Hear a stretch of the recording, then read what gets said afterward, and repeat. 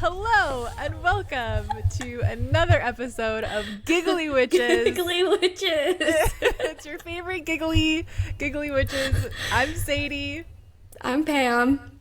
And we're here to giggle with you, chat about some magic, have some silly goofy times. I'm so excited. It's episode 3. It feels like we're a real podcast now. Something about number 3. You know? Yeah. Something about it. 3 times the charm. Our Riverside podcasting app is finally working. We've tried every week for a month and it's never worked. I don't want to jinx anything, but it's finally working, which is exciting. Shh, don't say it out loud. Don't spook it. Don't spook the horse. Need to make offerings to the Riverside gods. Speaking of which, today's topic will be deity work. Yeah.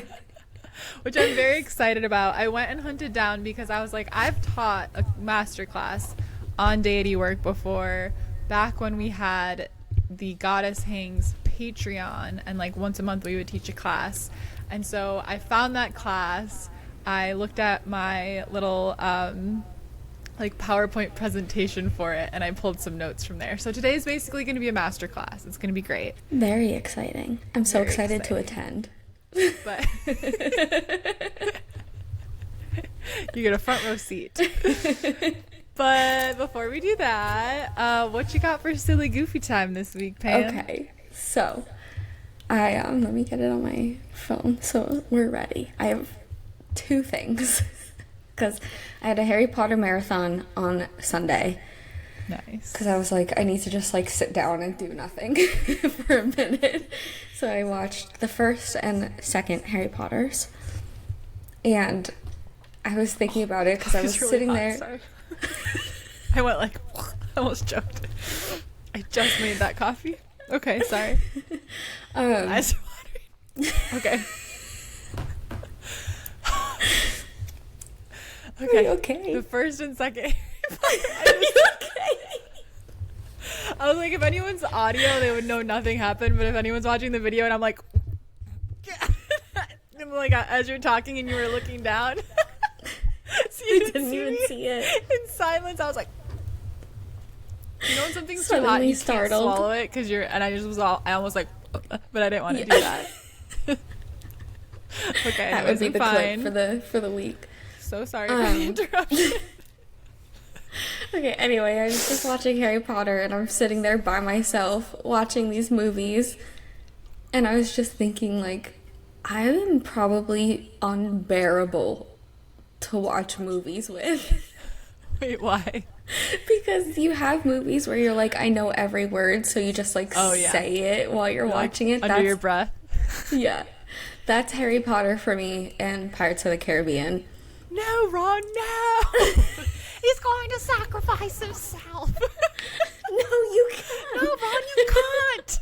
So, one of the ones that, like, I say all the time is in the first one when he's learning how to play Quidditch with Oliver Wood. Yeah. And he takes out the snitch. It's just the way that he says it that, like, does something to my brain. Wait, I don't remember. Do you know what I'm talking about? Mm-hmm. He like holds it up. I wish I had something. He holds it up and he goes, I like this bowl.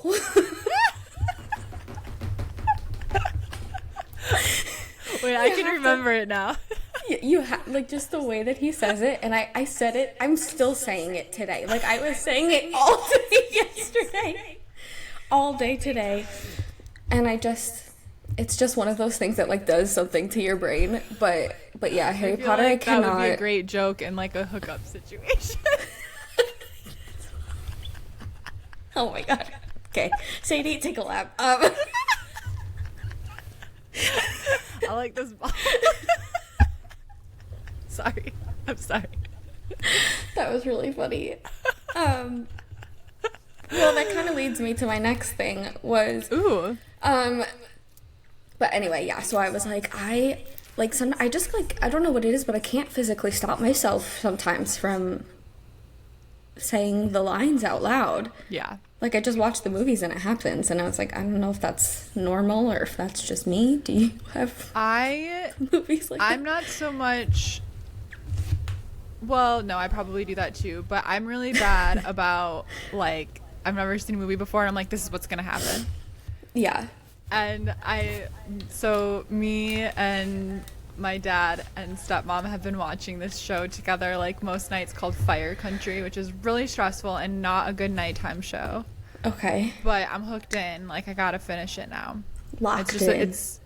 I think that's what the kids are saying these days. A fire station in like Northern California, in an area where there's always fires. This town, it's this little small town in the middle of nowhere. It has a tragedy every single episode. Multiple. There's always 2 going on. And I'm just like, how does I would leave that town. I feel like there should be a crossover with Buffy, and it's like, this is one of the other portals of hell, that kind of town, you know? Ooh, at least in Buffy they had an explanation for all the tragedies. They were like, yeah, this is Sunnydale's on the Sunnydale, right? It's on a portal to hell. Like, okay, so logically that makes sense that there's so many tragedies. this one, I'm having a hard time dropping my my suspension of belief in order to get behind this. But anyways, where the heck was this going?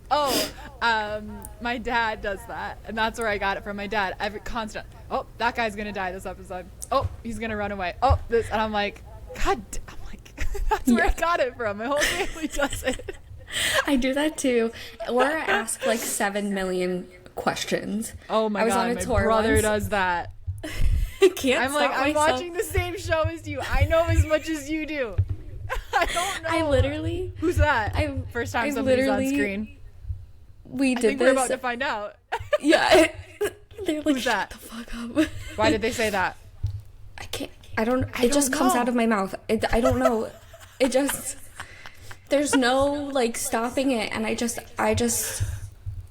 don't know. The questions just come out. The lines just come out.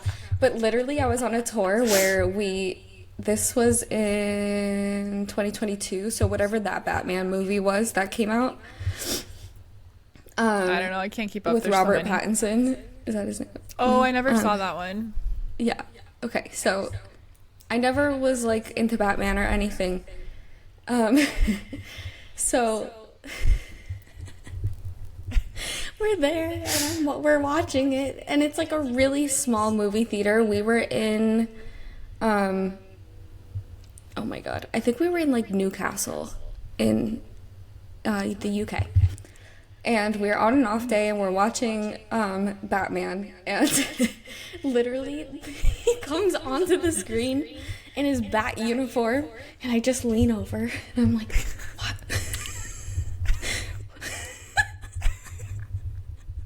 I was like, why is he a bat? And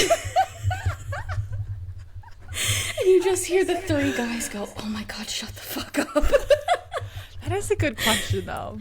Why is he a bat? Apparently I learned the origin story of Batman, you know, but why? Did not.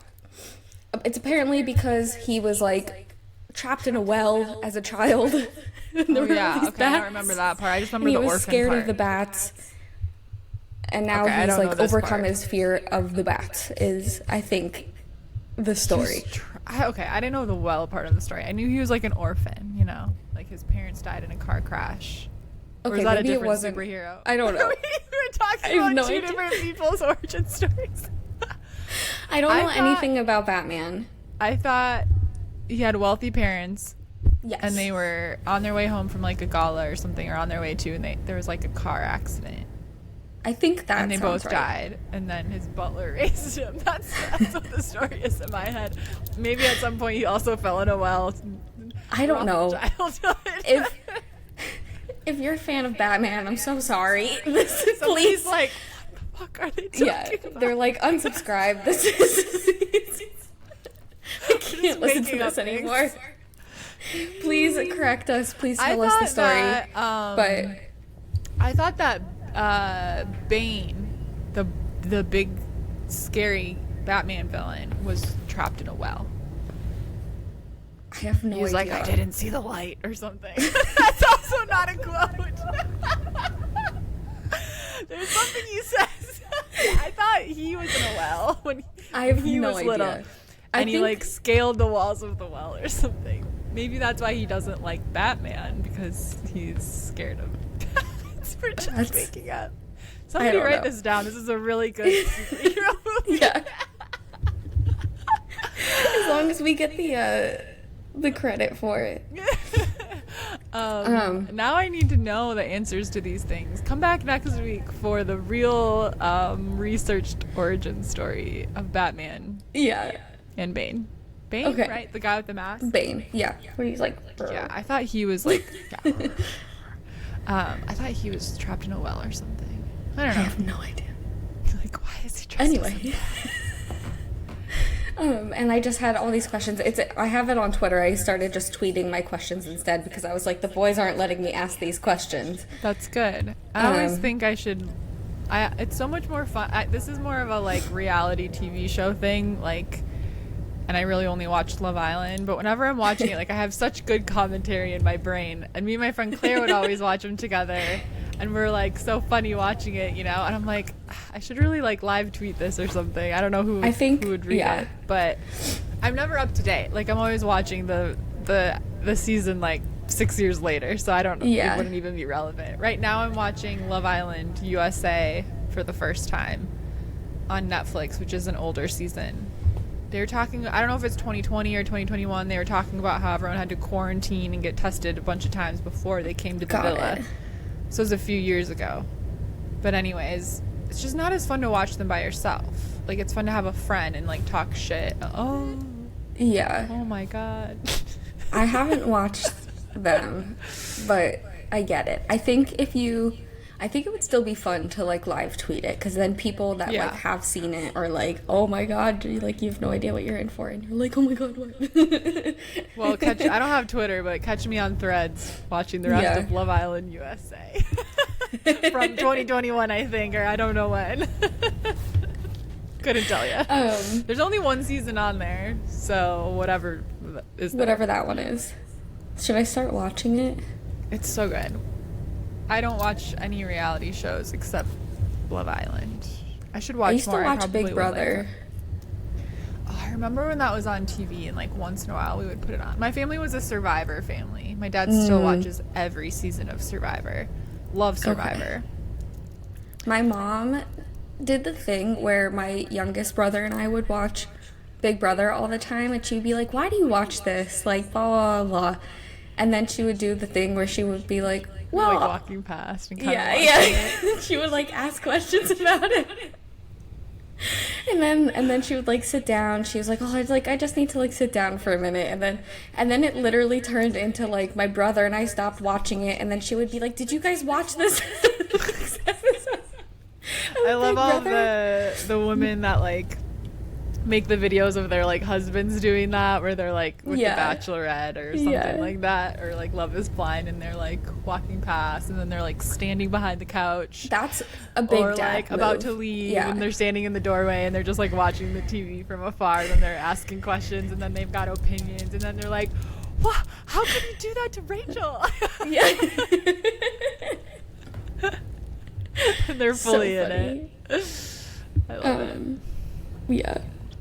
Okay. My next silly goofy. Lay it on us. I thought it would be fun to play a game. Oh. It's not really a game, but in my head it's a game. Okay, love. How do we win? Very competitive. Okay, maybe it's not really a game. It's just me that you're telling it to. I'm like, how do I win? That's your Aries move. Okay, so I downloaded Hinge again, mostly for entertainment because I'm bored. Yeah. And I saw this prompt this girl had on TikTok, and I was like, that's hilarious. I'm stealing it. Love. So I thought it would be fun to rate some of the answers to this question out of 5.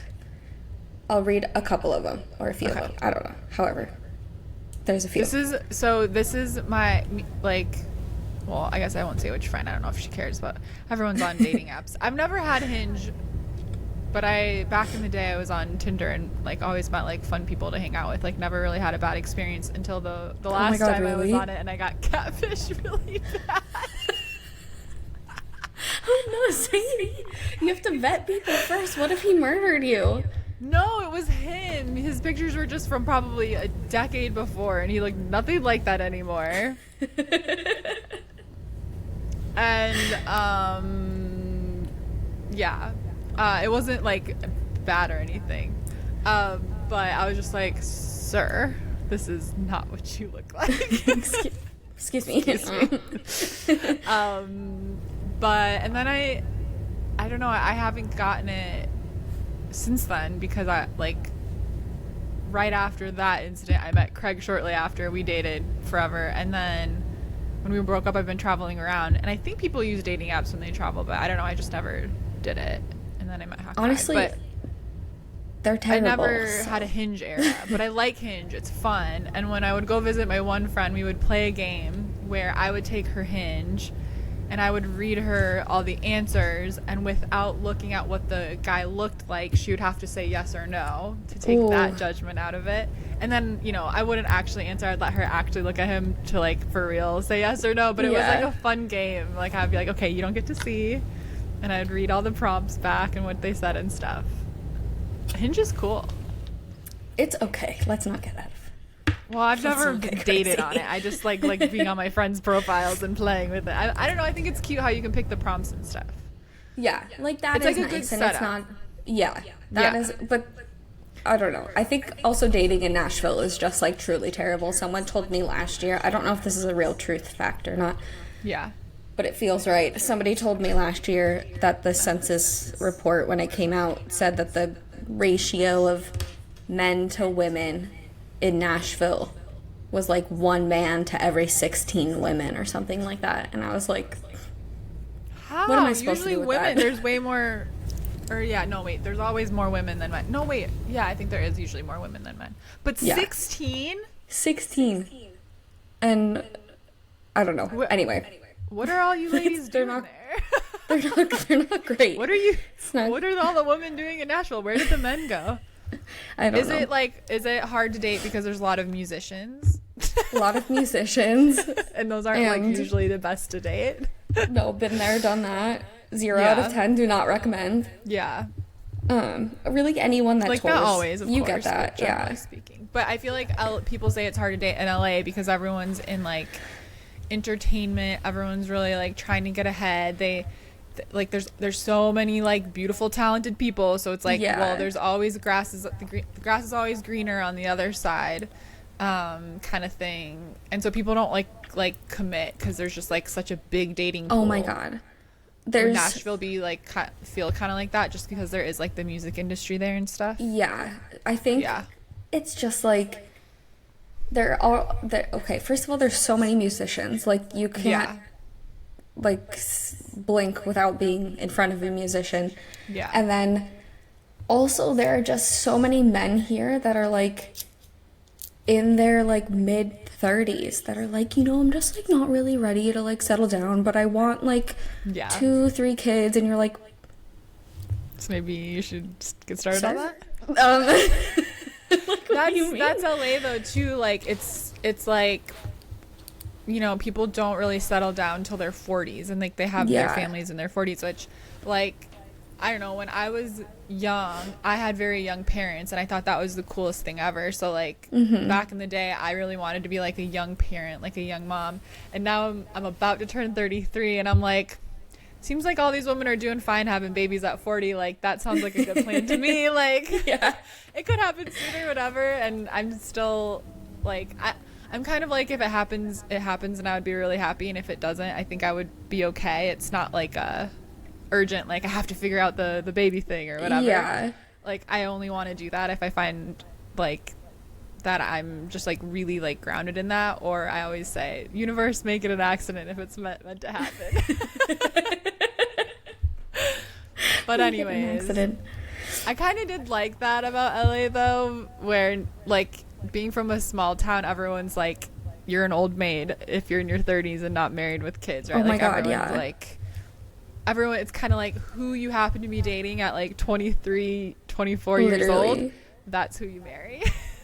There's so many people from my hometown like that too, and I'm just like, but you haven't like left. Like done anything. You know, those people are fine, like, or you know, happy, like that's totally fine. Just was never me. 100%. But yeah, I've always just been a wild child where I'm like, I don't want to settle down, I want to be free. Same. I always have a boyfriend though, so I don't know. What am I talking about? But I'm like, marriage, house, I don't know. We'll talk about that later. Yeah, that's a future Sadie problem. Yeah. Okay, sorry. Okay, we're tangents. Okay. Tangent City, we took oh my God, the bus. my mom. We've been riding the train. My mom was laughing the other day because she listened to our last podcast, and she was like, Sadie started asking you a question, and now it's 5 minutes later, and you still haven't even gotten to the actual question. When I was trying to edit a clip, I meant to text you this too. I was asking you a question, and then I had to cut out like 10 minutes so that I could edit it with the answer to the question. I did the same thing. Edit out another like 5 minutes to put like my answer to the question. And the in between was nonsense. There was nothing there, and I'm so sorry, everyone. I did the same thing, and I was like, what are we even talking about? What's happening? Okay. Okay, our Hinge game. Sorry, everybody, for the tangent. Okay, so the Hinge prompt that I have is the like prompt that's like, the one thing I'd love to know about you is, and then my question is how long you think you would last in the Hunger Games. Ooh, okay. And that's so fun. And some people are so boring, but there's a couple funny ones. And I thought we could read like, I don't know how many to do. 3 of them. I don't know. Yeah, give me the best ones. Should I rate them on a scale of 1 to 10? Sure. Okay. I mean, I'm just deciding this is the game, right? You're like, okay. Okay, where should I start? This guy, who was real confident, Matt. Okay, love. He says, a while, probably a week. Any further? That was it. Probably a week. How long do the Hunger Games usually last? I read the books. I didn't watch the movies. We were just talking about this the other day. Like, it depends on like what the games are, you know? Right. I think there's ones that last like a month, and then the like quarter quell one that Katniss was in was like 3 days because they escaped. Okay, because I was like, is a week long? Are they usually a day, or are they usually 6 months? I think that'd be crazy if they were 6 months. It is. Okay, a week's pretty good. Okay. I was like, okay, kind of boring answer though. Okay, wait. You need to put in the question like, and factual evidence to support your claim or something. So they have to explain why and why. Yeah, that would be funny. Be like, send it to this email. Yeah. Like a Survivor audition tape. Yes. This one says, as long as it took you to write this prompt. So not very long. Which I thought was really funny. Same, probably. And then let's do one more. Honestly, this one is just kind of entertaining because I was like, okay. This one says, I'd be living as a mud person and eating grass long enough that they forget I'm a participant. Just gonna blend in. Just try to sneak on by. Just wait it out. That's a good strategy. That would be my strategy. I think same. So I was going to say also, you know, how long do you think you would last in the Hunger Games? Not very long. I feel like, I don't know, I've never really been in a situation where my survival / like, yeah, like, I mean, it would be survival. It's games based on survival, right? Like, I'm really good under pressure. So actually, like, my lizard brain comes out and it takes over. I am really good under pressure. Like, I'll just, like, you know, so I might be okay. I might do okay. I don't think I would win. I don't think I would make it to the last. I'm not going to make any big claims about that. But I have a high pain tolerance, and I'm really good under pressure, so I could probably do okay. Okay. What about you? I think same. I do also have a high pain tolerance. And I work best under pressure. I think the thing that would like really keep me going, I'm like really protective. So I think if I had somebody that I needed to protect, then I could actually probably do pretty good, because we could go the distance. We could go the distance. We could go most Throw back anywhere. to last episode. Almost anywhere. I can go the distance. Is that the right tune? I feel like I did it. You started singing it to the tune of Mulan. My brain right. glitched, and I was like halfway through, and I was like, I was doing "I'll Make a Man Out of You." That was the tune I was singing to, my other favorite one. To hype me My up. other favorite song. Wait, I can't get the tune of "I Can Go the Distance" into my brain right now. Can you sing it, please? No, because now I'm only hearing the way that you sing. I'm like, please, Pam, could you? Okay, hold on. I'm gonna bring it up on my phone. Everybody, hold tight. YouTube's gonna flag this. Go. I can't hear it anymore. I can't hear it. Okay, hold on. Here we go.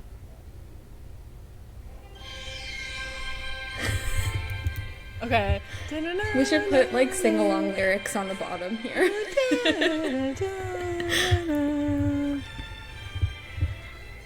Okay.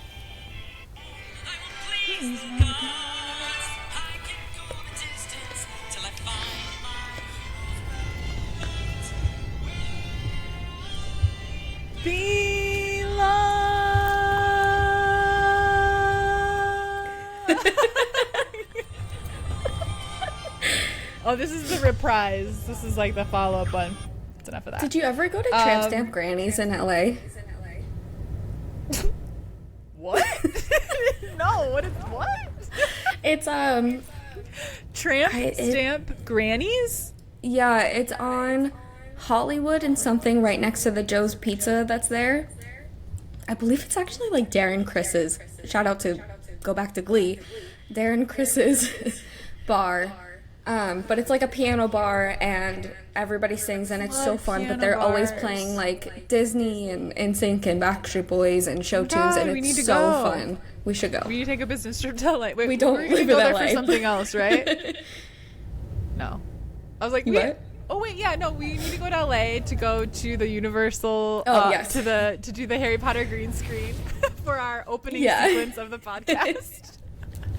And then we can go to Tramp Stamp Grannies. It's a write-off. It's a write-off. It's a write-off. Who writes it off? Who writes it off? People. The write-off people. Every time I'm doing my taxes, that's just that's my internal Always. dialogue. I'm like, this is a write-off. This is a write-off. I don't know. It's a write-off. Anyway, that's my silly goofy for the day. What are your silly goofies? Okay. I didn't really have... Okay. I didn't really have, like, funny, silly goofies. I don't know. I was just, like, working a lot this past week, I feel like. This week was hard. Yeah. I feel like I've had a breakthrough, though, in my sales job. And... Okay. So I kind of... So this is what I wrote down. I was thinking about how silly, goofy our brains can be. Because... Like we us get, like, specifically, or... just like everyone. I just mean in general. Okay. Like how silly, goofy our brains are, the way they work. Like they can be our best friend or our greatest enemy because we can really convince ourselves of something, right? And then like the opposite can be true or whatever. And I was thinking about, so like I just felt like, I mean, obviously like in my own business, like I'm doing sales, like I'm doing social media marketing, I'm doing email marketing, I'm hopping on discovery calls for people that maybe want to do longer term coaching with me. That's technically a sales call, right? Like I'm doing sales in my own way. But when it came, I just was like, when it came to like a sales job for like, I don't know, just like something random, right? I was just like, no way. Like I could not, I'm so scared of the phone. I'm so scared of talking to people on the phone. I'm so scared of calling people, right? Like I was like, no way I could ever do that. But then when I was like, I want to take a step back from my business and just reevaluate and like very like slowly and not rushing in and like not being a chaotic person like I usually am. Like I want to take my time with that, and I want some separate income. And I was like, sales makes the most sense because while I knew I would have a learning curve, it's not, I can't go back to trading my time for money. Like, it's just like, I can't do it. I was like, it just doesn't sit well with me. So I really had to face this like crazy discomfort and fear of this thing. But I was like, it's the best option. Like, it really is. I just have to like push through this discomfort. And I feel like it's literally only been 2 weeks that I've been on the phones. The first week I was like, I hate this. This is awful. This is so scary. I was like, and then I kind of like got over this scary. And then I was like, oh, this is so boring, whatever. Like, making the calls to like set appointments, whatever. But then I started setting appointments, and the appointments I was making sales, and I was like, wait a minute, this isn't so bad. I was like, wait a minute, for the hours I'm putting in and the commissions I'm making, like, wait, this is fucking awesome. And it was like a very like fast turnaround from being convinced this was way too scary, way too hard, not for me, but knowing, having this intuitive like gut feeling of like, this is your best option, girlfriend. Like, this is going to leave you the most energy to still work on your business. It's going to give you the biggest bang for your buck, or buck for your bag, whatever. And I was just like, some things that, and whatever it is for you, I'm just talking about my experience specifically in this situation. But also it makes me think, like, I'm on it's a commission only sales job, but I'm like, you can do this like super part-time, you can do it full-time, whatever. I'm doing it part-time, and I'm making more than I ever did like working like an hourly job full-time, and I've only been doing it 2 weeks. Hell yeah. And I don't know what I'm doing half the time, So I'm like, everyone should have one of these jobs and like learn sales. Like, it's so great, even though it's terrifying at first. But that's my 2 second spiel on that. Is if anyone out there listening has ever thought about it, I know it's scary, or you, Pam.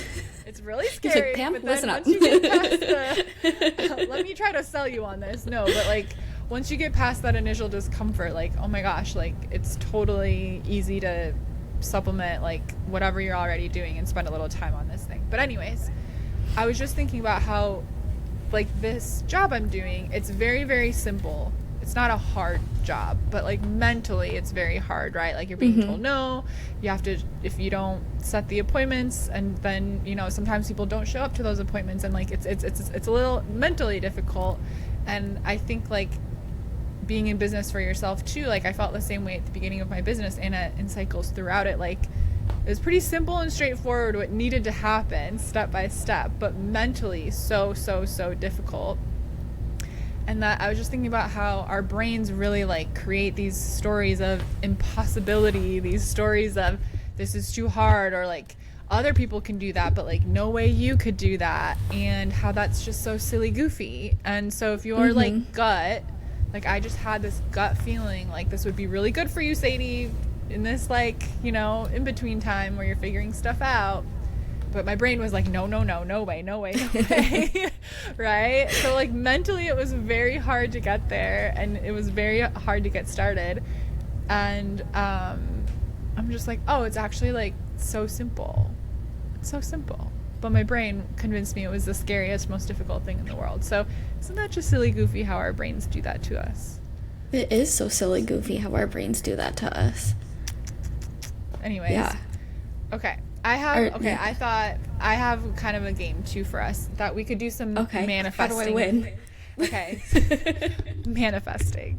Okay, so we could do some manifesting together, and everyone that's listening, you answer this too, okay? And we'll have fun. Okay, I have 2 of them. Hypothetical fun questions for us. Okay.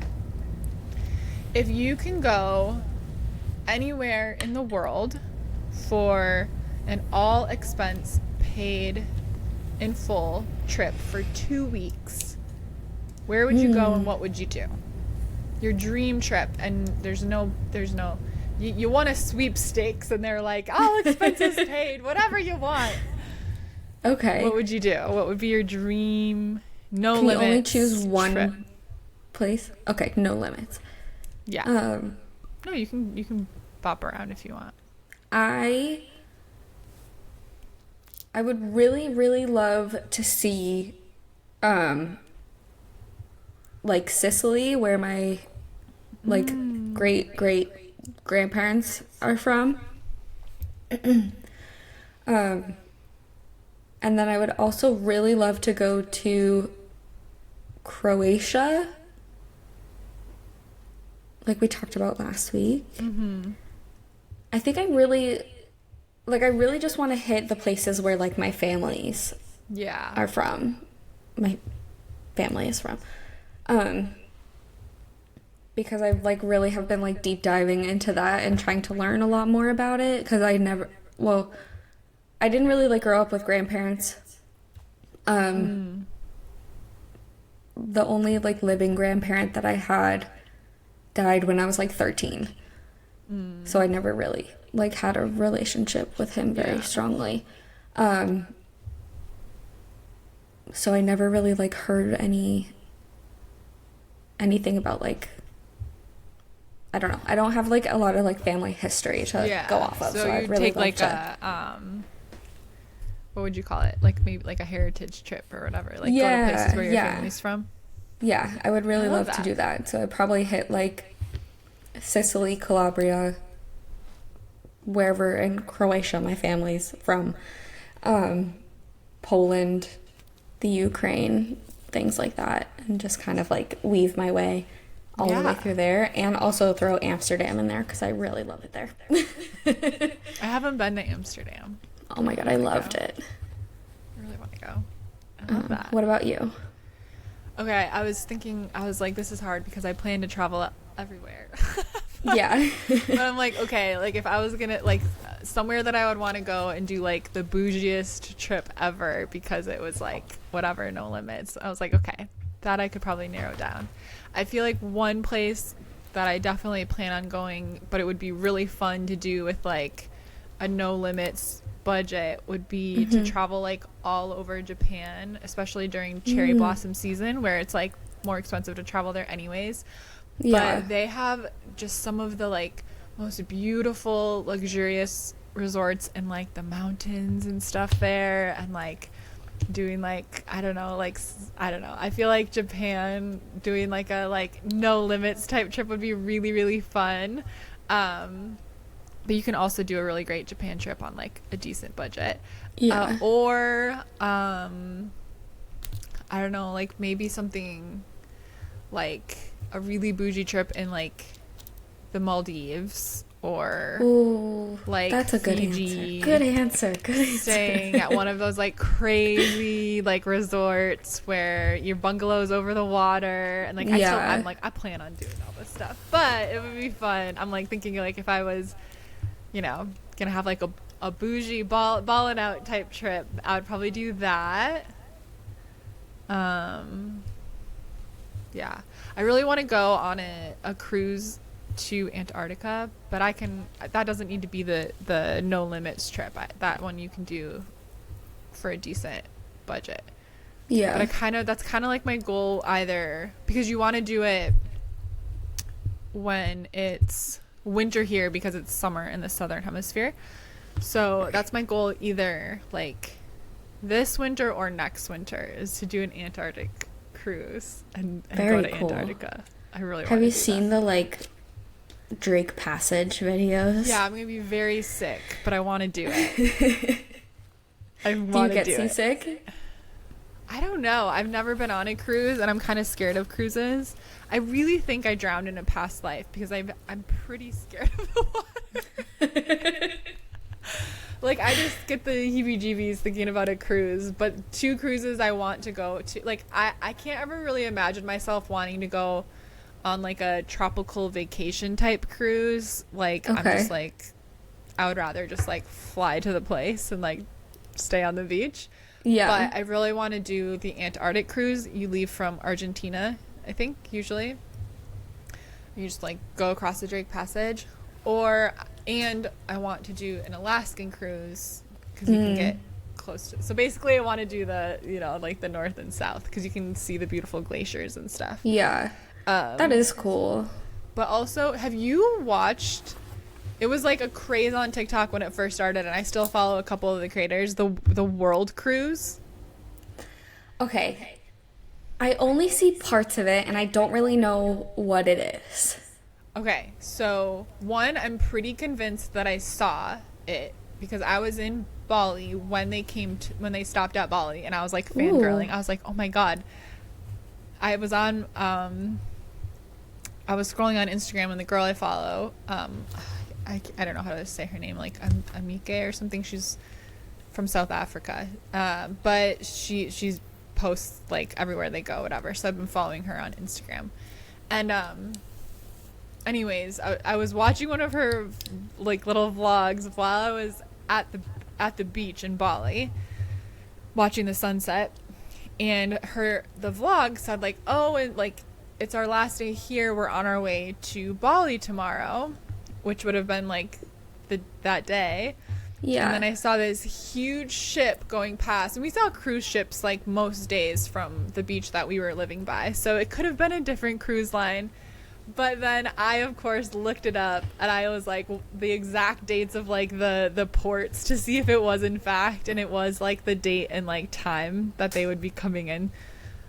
So maybe I saw the world cruise ship. I didn't see any of the people, but I've been following it, and I think it's so cool. But they're all living on a cruise ship for 9 months. It's so long. Traveling the entire world. So That's so cool, though. They started in Miami, I believe. They went around South America. They went to Antarctica. They came back up. I think they stopped in LA. And then they went to like New Zealand, Australia. And then they were in Southeast Asia hopping around when I was there. And then they went over to, I don't know. Yeah. Then they went like around like Africa, because she posted that they were like back home or whatever shortly when they were in like South Africa, and then now, and then they had to skip past they were in India, and then I'm saying things out of order, but right now they're in Europe, and it's like the final like month or so of this world cruise. But I've been following it the entire time, and like I'm like, that would be kind of cool. I don't know if I'm that like, is really like, cool. I'm scared of a cruise, but also they're stopping almost every day in a new place, and I'm like, and the cruise itself, I think it costs like $40,000. I mean, there's different tiers, but I mean, it's, almost a year. It would be so hard to balance work on that ship, because there are stops every day almost. They have a lot of full, I guess she probably doesn't post all of that. She'll be like, oh, it's just a sailing day or whatever. But they're stopping a lot. Like, I feel like when I travel and work, it's very slow, like I have at least a month in the country, and I'm usually just working during the week and like doing like weekend stuff. Like, that's how I treat it, to help balance that, because it's hard, because you were like, I only have so much time here, to be a tourist, whatever. I just feel like they're doing so much all the time, but I'm like, God, that would be really cool. Maybe. Yeah. I think that would be really cool. It's a long time though. Yeah. To be away. And living in a like small cruise ship room. Yeah. I'd have to go on a shorter cruise to make sure I liked cruise life. I'm not just gonna sign up for the world cruise and be like, we'll see. See ya. I've seen videos though of it being like, okay, like now people are getting divorced on this cruise. Like people are like all the things, there was which is crazy. Drama. Yeah.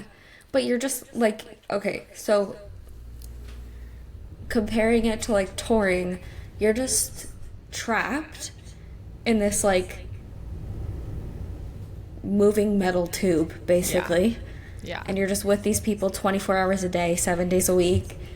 And sometimes you're like, oh my God, like nobody speak to me. Like I just need 7 seconds to myself. Like anytime you don't really have anywhere to go. You go to like, the food's always there, great, but like every time, I mean, I'm sure they can like call room service or something if they want to, but like you can't just like be like, oh, I'm not feeling social, I'm just gonna stay home and cook tonight. Like, no, you live in a little room.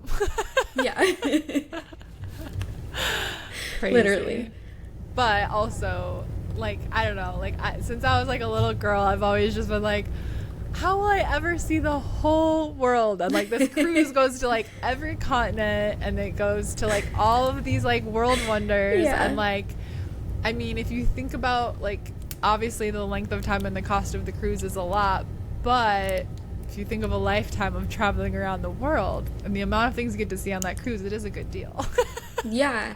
No, it really is crazy. And I only chuckled because in my brain I was like, have you ever been on Soaring Around the World in Disney?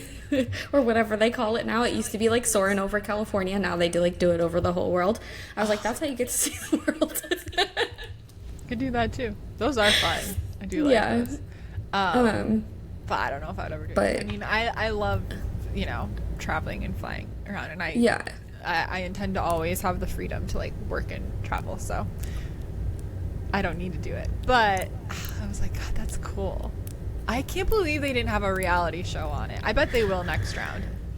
100%. Yeah. Because that's crazy not to. I didn't know that I like thought it was like influencers, but I guess they're just influencers because they're on this cruise. I think a lot of people became influencers because the world cruise started to trend, and then people were like, I'm on it, and they got a bunch of followers. It's just so cool. I know the girl that I followed, like when I came across her, I think she had like 17,000 followers, and now I have no idea, but she definitely has like six-figure number followers. Like grew a lot really fast. So dang, I was like, that's so cool. But anyways, maybe the world cruise, who knows? Okay. Here's my other fun manifesting question for all of us. Oh, and also, if you're on YouTube, comment where you would take your no limits 2-week anywhere in the world vacation, and answer this one too. Okay. Okay, so here's the stipulations for this question. All of your basic needs are met. Okay? Okay. So you can't use this on like housing, food, that kind of thing. Okay? You're good.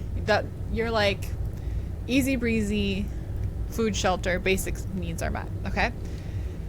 If you could pick one fun thing to be free forever, what would it be?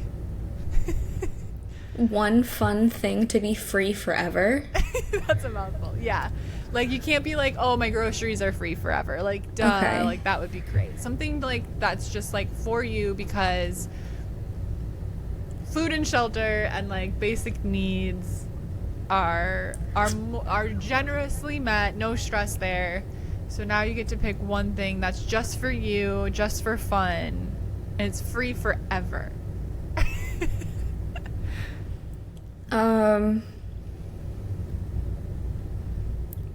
Can I just like in general say travel? You have to pick something specific. That's what mine would be too. I'll tell you mine. Like mine would be airplane flights? Yeah. Mine would be like first class or like business class, those like lay down cubby flights, free forever. That's what I would pick. That sounds nice. Or just like something that I can use like not every day, I wouldn't go every day, but like I do really love like going to amusement parks. Free passes, just free world passes pass would to be every fun. Amusement park. That would be a good one. Yeah. Or like, this isn't what I would pick, but like free massages forever. That would be nice. Or that is like also free. a good one. I feel like I should just get a free salon pass. Manis, pedis, massages, facials. Yeah. Whole 9. The whole salon. Anytime I walk into a salon, anything is To free. the salon. To the salon. Yeah. Yeah, I think Okay, that's if you're listening, let us know what you would pick for something fun for free forever. That's my silly goofy manifesting questions for us. I love it. Okay, I have like a hair on my nose. It's tickling me. I understand. I was doing that before where I was like, I can't, like, I know that it's here. I just don't know where it is. Okay. Okay, shall we get into this week's topic? Deity work? Yes, let's. It's in my... Okay, I got it. Okay, so this episode was inspired because Pam was asking me about deity work. Mm-hmm. So I would like to ask, and this isn't a question just to Pam. This is again to all of us, which you can feel free to start conversations with us about this stuff in our DMs at Giggly Witches on TikTok or Instagram. We'd love to hear from you, or comment on the YouTube. I think on Spotify you can leave like comments too now. We would love to read your answers. Really? I think so. Okay, so have you worked with a deity before?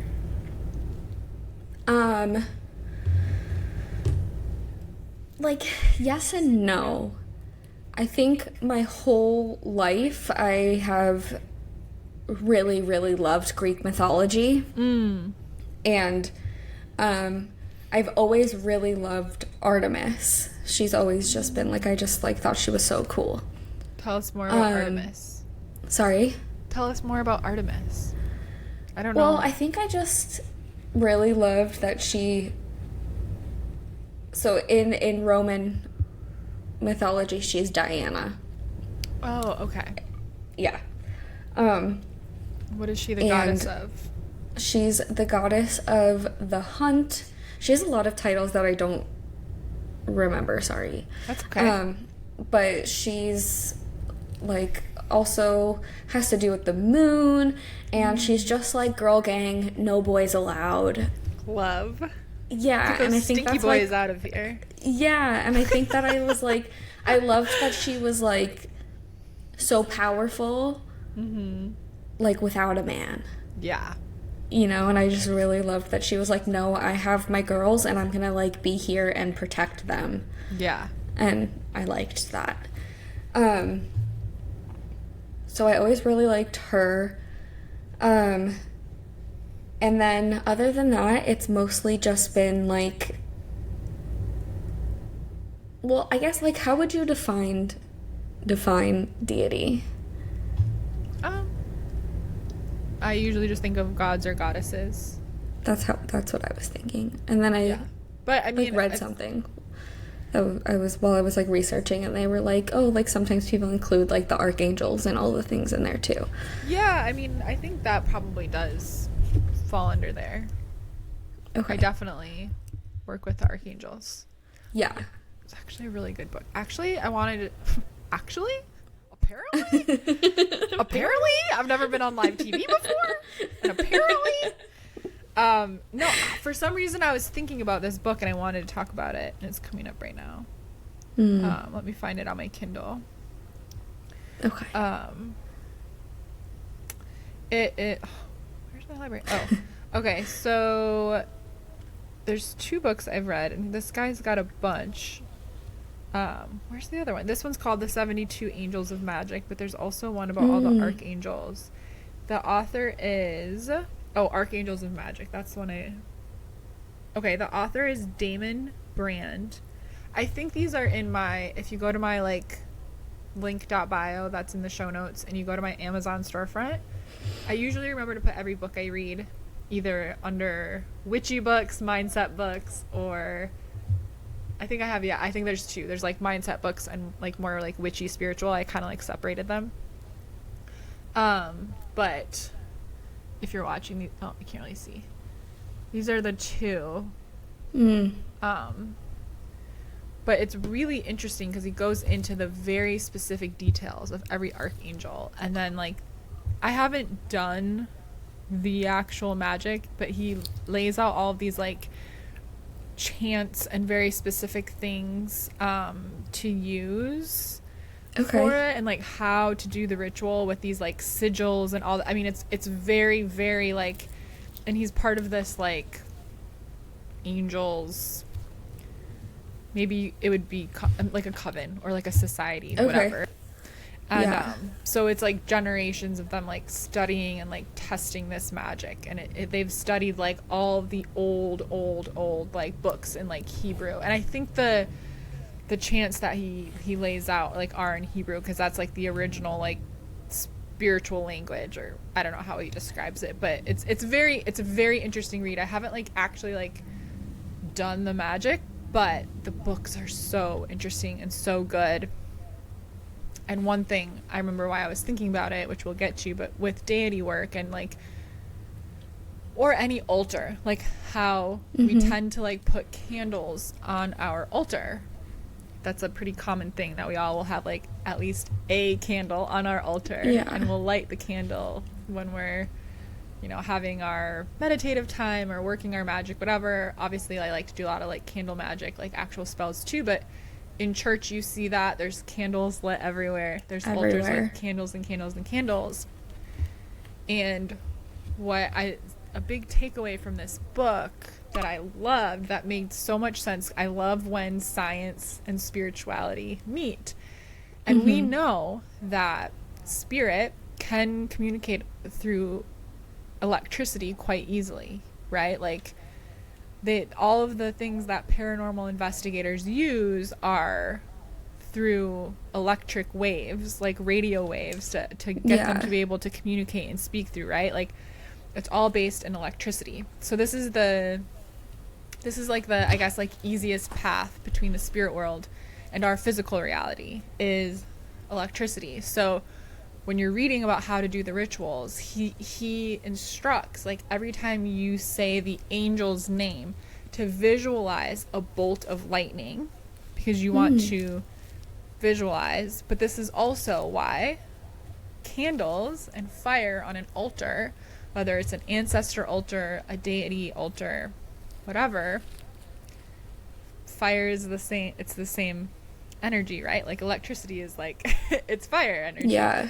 And so that's because when we light a candle, our ancestors can connect with us in a stronger way, or our deity can connect with us in a stronger way. That's why fire gazing is a very powerful way to practice divination, right? Like watching the way the flames burn after you do a spell can tell you a lot about how that spell is going to manifest, or if you maybe need to do the spell again, or if it's going to be like chaotic or steady or slow or fast, or all these things, right? And so I just thought that connection where he instructs, like when you're working with the archangels, to anytime you're like saying their name, to visualize the bolt of lightning. I was like, that makes so much sense. Yeah. And I started doing that just in my meditations when I would like call on my spirit guides, or even just like being like, Mom, I miss you, I want to hang out, like in a meditation, whatever. And I would like visualize like bolts of lightning like striking around me. And like I felt like it was like strong. I felt like I would feel their presence stronger. That's so so interesting. Yeah, really cool. So that you brought up archangels, and I was like, I wanted to bring up this book today talking about deity work. There we go. Do you have an archangel that you feel connected to? I think Azrael. When I first started like doing this work, I think I was like kind of afraid of him because he's such like a big presence. And what does Azrael represent, or what does he work with? I feel like I should know this. Hang on. I can look him up or angels aren't really like, I guess they have masculine and feminine energy. They're not really like men and women. Yeah. Azrael. I can look it up in this book. Angel of Death.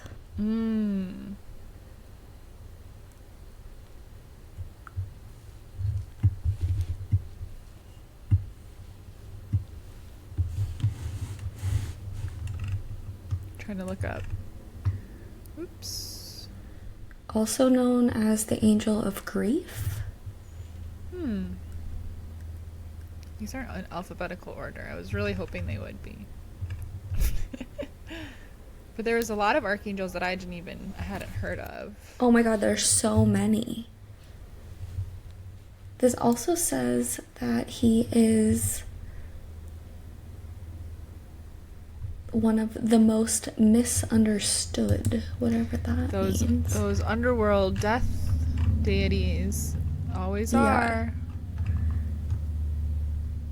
But I always really liked him, and I always was kind of afraid of him, and now I just feel really connected to him. And as I'm saying that, it's 111. 111. So I work with him. How about you? I've always called on Archangel Michael for protection. I actually was traveling with a rosary that I had that was it was Archangel Michael as like the cross part. It was like Archangel Michael whatever, and I left it and I knew I was gonna leave it somewhere because I would always hang it on the door. I'd always hang it on our like Airbnb door.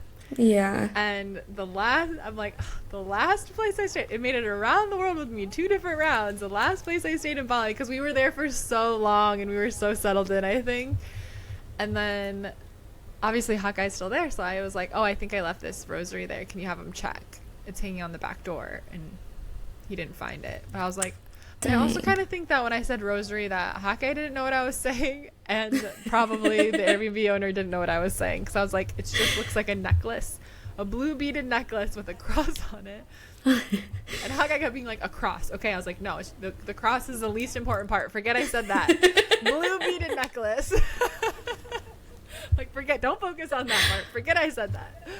I feel like it's there, but it's okay. I'm like, I always think that, like, when a crystal breaks, when we lose a piece of jewelry, when we leave behind something like that, either its job is done or the next person to come across it, like, it's time, they have a need for it. So yeah, maybe it was a sign for something. Maybe somebody came into that Airbnb that was like also spiritual, and I don't know, maybe went through something where they weren't feeling safe, and they like were like, it's a sign, I found this, you know, Archangel Michael. Yeah. I don't know, maybe it meant something, and maybe it was just time for the next owner to come. But I was kind of bummed because I get that.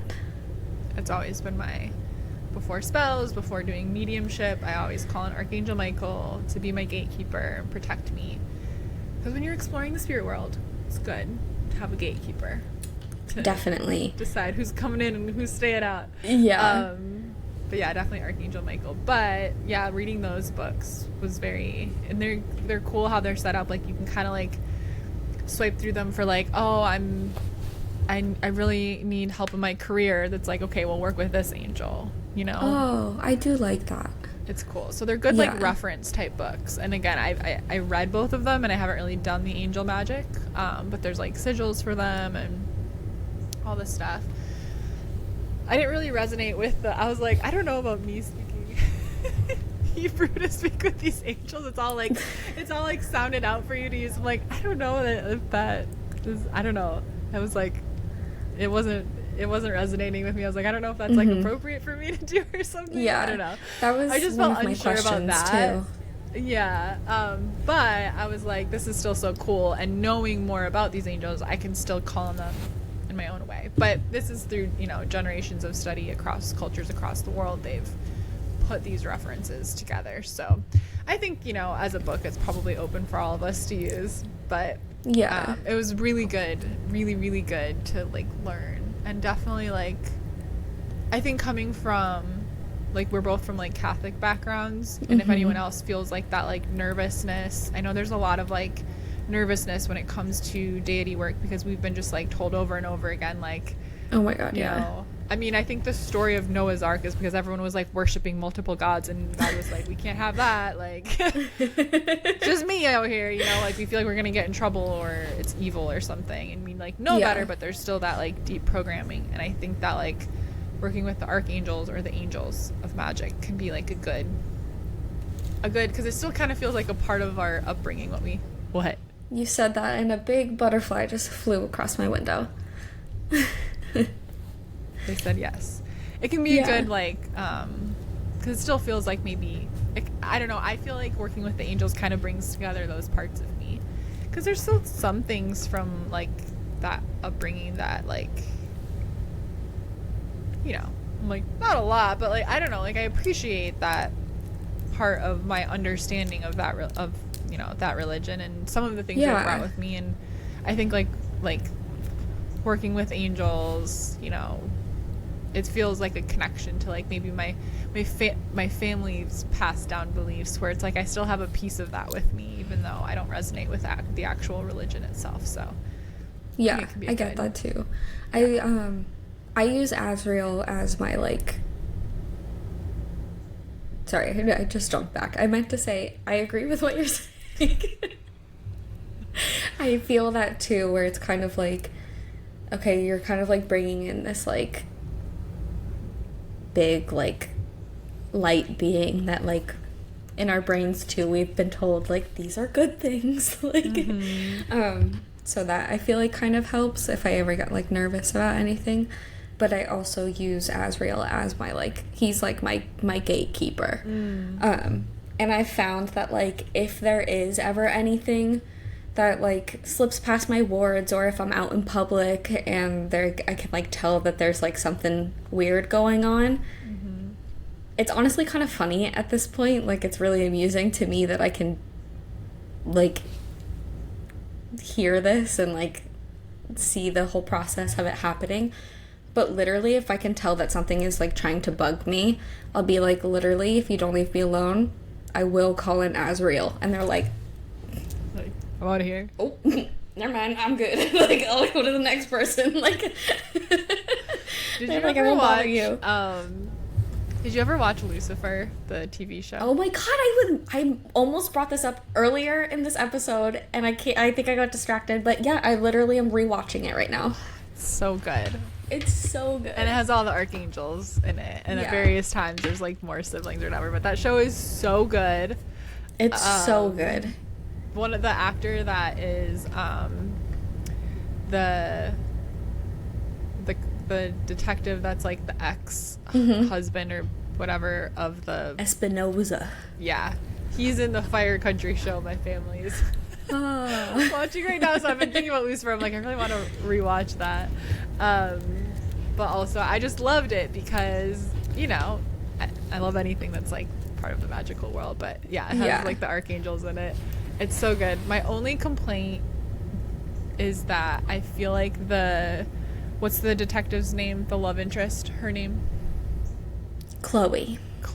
I feel like she was this strong female lead that took no shit, whatever, and then they flipped her around into this, like, whiny, like, whatever you, like, what, I don't know. She just turned into, like, I don't know. They completely changed her character, in my opinion, once some stuff, I don't want to, like, spoiler alert or whatever, but it, you know, some stuff happened. And then they completely changed, like, the way she, like, moves through the world, and I was like, this isn't how she acts or whatever. Like, she never would have put up with that in the first seasons, or I don't know, it just bugged me. I was like, this isn't right. But other than that, fantastic show. So good. I don't remember, like, the later seasons that well, so I think I'm on season 2 right now. Like, just started. Yeah, it would have been 2, later. so I'll let you know. Yeah, when we can catch up on it. But anyways, great show. Okay, dating.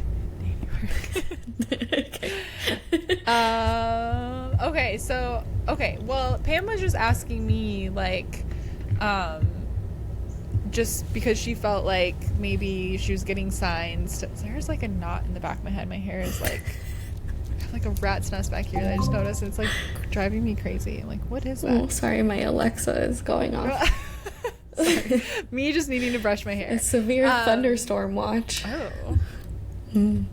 We're also under heat advisory. God, I feel like you always have gnarly weather in Nashville. It's terrible. There's always a tornado or something going on. Sounds like you're living in fire country. There's always a tragedy going on. Pam's like, I have no power. Uh-oh, there's a tornado. Oh my god, every time it, like, a thunderstorms, I lose power. There's a storm watch. I'm like, what is going on over there? But Pam was asking me, like, how do you get started with, like, deity work, like a new relationship? And I was like, that's a great question. And one, I will say that what I want to share about this is very much, like, I'm not an expert. I'm sharing from my own experience and what I've learned. And I mean, as with all things spiritual and witchy, take what resonates with you and leave the rest. I'm not the end all be all know it all of this stuff. I'm just sharing what I know and what works for me. But I don't know, I just think, like, these relationships are very sacred, and there's not one way to start them or exist within them. So I don't know, I just want to say that. But in terms of, like, starting a connection with the deity, and, like, I think sometimes we have an interest in it and we're like, I don't even know who I would work with. How do you know that? Or sometimes we have, like, someone in mind and we're like, but how do I know if they want to work with me, or how do I know like where do like how do I start, how do I begin? Yeah. And I think like if deity work calls to you, which it's not a must in a magical practice or in a spiritual practice. You're not any more or less of a witch whether you have a deity or not. It's totally not necessary. But if it's something that resonates with you and sounds exciting and special to you, it is so exciting and special. I would just say, like, who are you interested in working with? Like, who comes to mind? Who are you drawn to? Whose name keeps popping up over and over? And I think that something that's really important in my experience, from what I've learned from others and for myself, is like some deities come into our lives for like short periods of time to help us with a very specific situation or specific chapter in our lives. And then some deities come into our lives and there's just this kind of like feeling, this inner knowing, like, oh, this deity is like part of my team. Like, this is like a lifetime connection, or maybe many lives connection. And so I do feel like it's not something you have to stress about. Well, I don't know if it's for a little bit or for forever. Like, it's not something, but I do feel like it's important to note that, like, I think one thing, especially for us Catholic guilt girlies, with a little bit of fear instilled in us, is that we're like, well, what if I start a relationship with a deity and then, like, I don't do anything, and then, like, am I in trouble, or, you know, like, is something bad gonna That was happen? my question. Like, I was like, how do I not get, like, is it smited? forever? Smoted. Smoted, right? And so, like, for example, one deity that came to me to work with was Lilith, when I was going through, after I had found out that my ex was cheating on me and I had chosen to stay in that relationship, and I was just like, oh my God, I have a long road ahead of me to forgive this and to heal from this. And I felt like, and I knew, like, we had to do that together as a couple, and I had to do a lot on my own too. Like, this was like my responsibility. I was like, I chose to stay, so yeah, of course we have to work on a lot together, but there's like a lot that I need to work on my own as well. And I feel like Lilith came in during that time to really, like, and Lilith, there's like a lot about sexuality, independence, strength, freedom.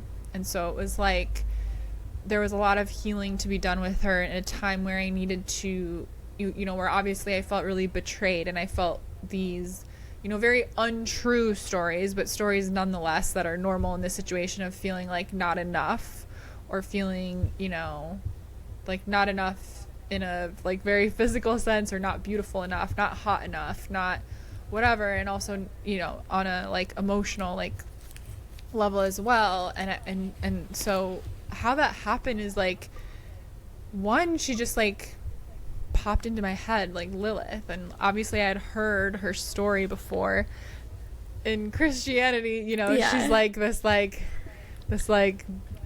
bad gal villain type character, temptress, you know, type thing. And by the way, I love, also a great show is the Sabrina show with the new Sabrina show, not the OG. Oh, I couldn't watch it. It was scary. It's very scary, but Lilith is in that show. But anyways, it made me think of that. And that might have been one of my confirmations, because I started watching that show and Lilith was a character in there, and she kept popping up. Things on my algorithm would be Lilith, Lilith, Lilith, and I would just, like, there was these signs. And so I was like, and this was the first time I hadn't done deity work before, feeling like Lilith was calling out to me, but I felt like these signs, I was getting these signs. And so if you're at a point where you feel like someone specific is like, you're getting signs about someone or something, what I always like to do is, before any research is done, maybe you already do know a little bit about them, but before I like look them up to like read up, learn up, I try to just like do what I can on my own, meditate to try to connect with their energy, call on them, and like ask them, like, What do I put on an altar dedicated to you? What are you here for?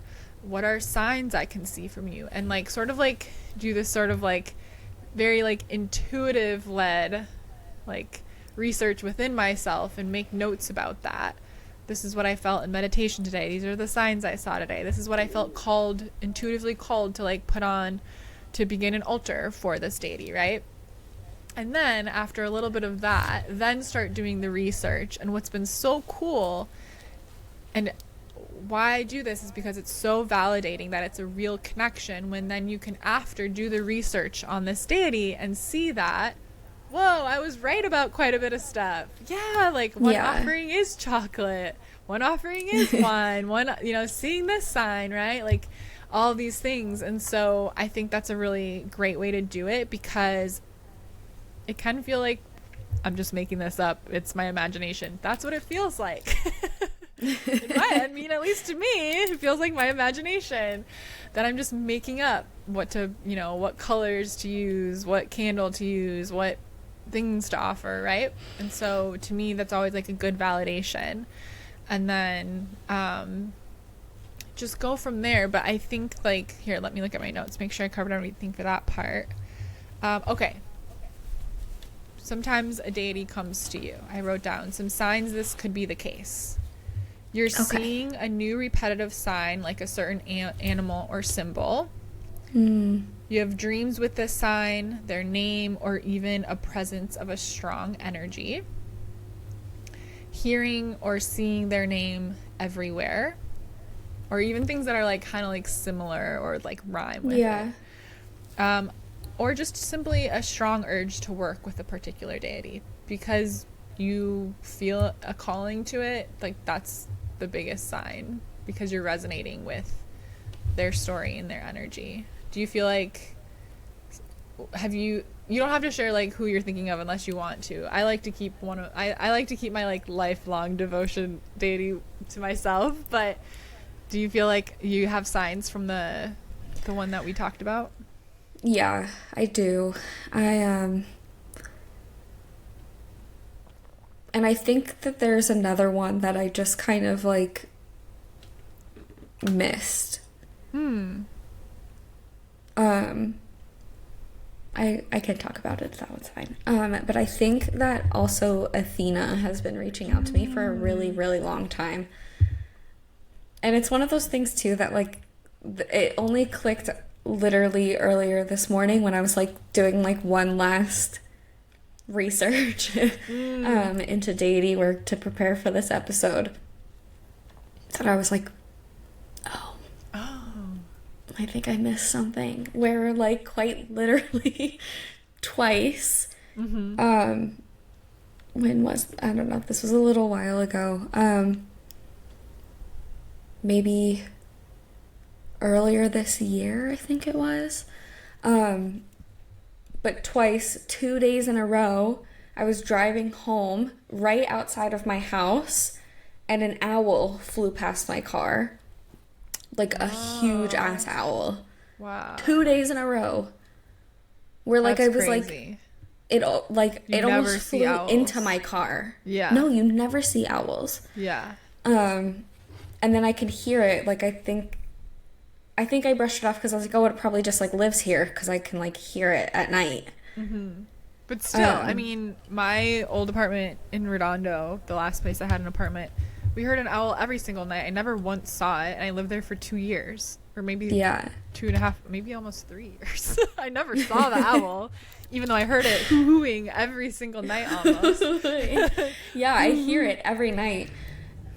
But yeah, 2 days in a row I saw it. Wow, that's crazy. Like huge. Oh my god, huge. Yeah, they're huge. We over the winter, we have tons oh my god, of. Ow. Oh, are you okay? I get always Your funny bone. My limbs. We have a bunch of like big trees on the side of our yard. Cause I live like out in the country, but it's in like there's like a circle. So there's a lot of houses, but I'm out in the country. But there is a lot of woods and stuff around me. I post pictures of my walks. Maybe you guys have seen. It's pretty wooded. But anyways, it must have been really old. But you know how like little birds will like fly into windows? because Mm-hmm. they can't tell. But this was a huge owl, and we found Oh it my God, yes. I remember we talked about dead. this. Um, and it looked like it had hit like one of our windows, but it was huge and it was so beautiful.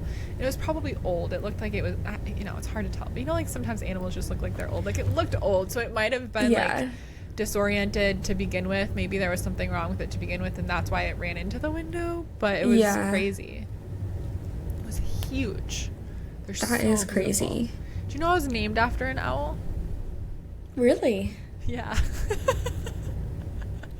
Can you expand on that?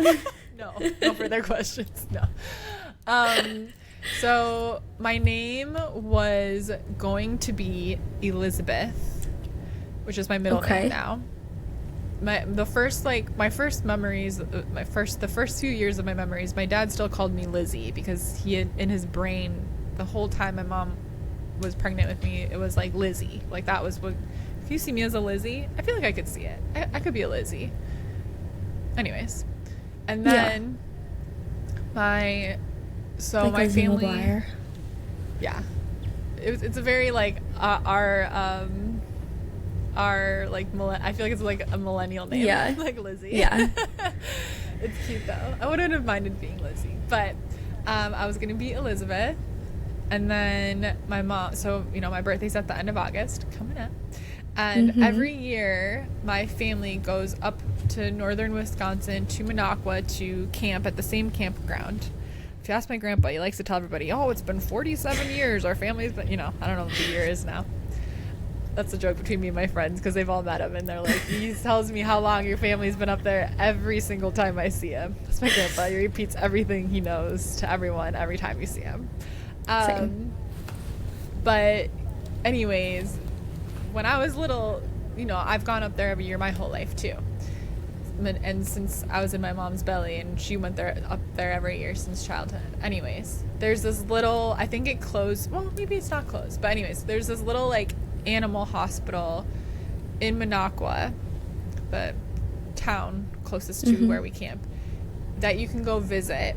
And basically it's just there's like a little zoo part where it's like the animals that were too injured permanently to ever go back into the wild, and so you can come and like donate some money to like go look at them to help the clinic stay afloat because they're mostly helping like wild animals, rehabilitation Okay. stuff. Okay, so it's all like Wisconsin animals.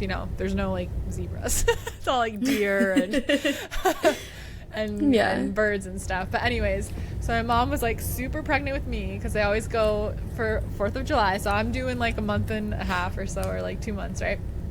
Mom's super pregnant with me, and I'm Elizabeth, whatever.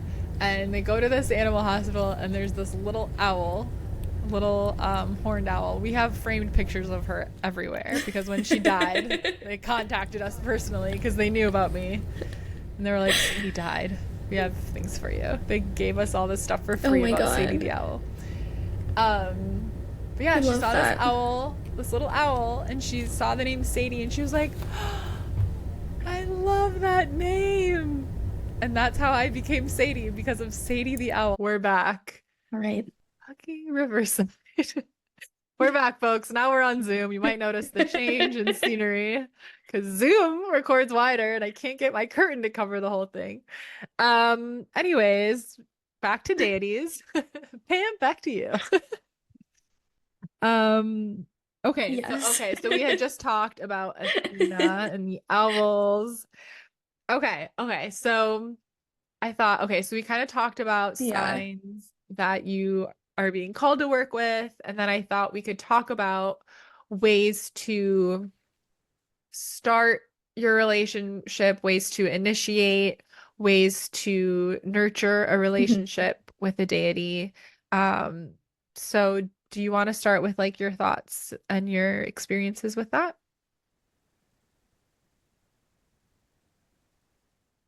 Um, sure. I I feel like I don't know a lot. That's okay. I'm just curious Um, where you're at. but I just feel like, yeah, I feel like I've had things in the past just come up a lot. Hmm. Um, where like I'm constantly seeing seeing the same like animal, or they just keep popping into my brain a lot. The deity is popping into my Mm. brain a lot. Or there was even one where like I went into a this I keep telling all these stories and I'm like, how did I not realize that I'm pretty sure Athena was reaching out to me at some point. I like walked into a metaphysical store and there's just like a drawing of her. Mm. Mm-hmm. Um and like all these other like random things just keep happening. Um Wait, can you repeat the question? Like, wait, How what would was the you, question? yeah, how would you initiate a relationship or like nurture a relationship? Like you're like set your sight on a deity. You're like, I'm gonna work with them. So I think a little bit. I think now with what I know, um, I would just kind of I have a hard time still with meditation, so I think I'm working on getting that way, but I think I would just start asking for signs. Mm-hmm.